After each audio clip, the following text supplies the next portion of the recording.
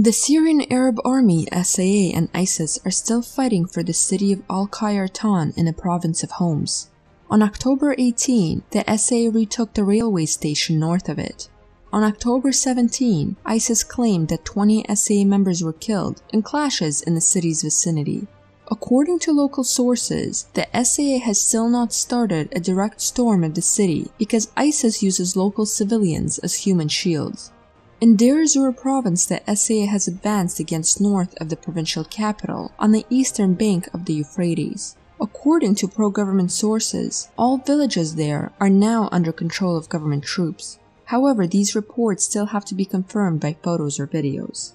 On October 18, the Republican Guards General Issam Zahruddin was killed in an IED explosion during the operations against ISIS in Sakhr Island, northeast of Deir ez-Zor city. Zahruddin was one of the most prominent Syrian generals and a hero of the battle for Deir ez-Zor. He has been leading government troops defending the city from ISIS terrorists over the past years. Under his command, local government troops kept control over the military airbase and part of the urban area until the unblocking force reached the city and broke the ISIS siege in September 2017. On the same day, White House Press Secretary Sarah Huckabee accused the Syrian-Iranian-Russian alliance of hindering the US-led coalition's efforts against ISIS during the battle for Raqqa City.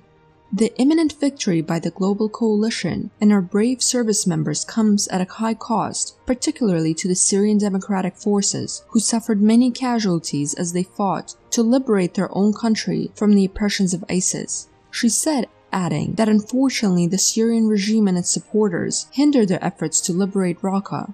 Instead of focusing on fighting ISIS, the pro-regime forces attacked our partners and attempted to block them from liberating the Syrian people from the brutality of ISIS.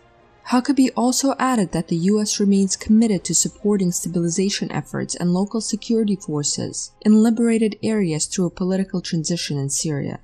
During the Obama administration, the words political transition meant that the US is seeking to overthrow Assad and to enforce the rule of the moderate opposition, accidentally linked to Al-Qaeda in Damascus. Right now, it is not clear what the Trump administration means when it uses these words.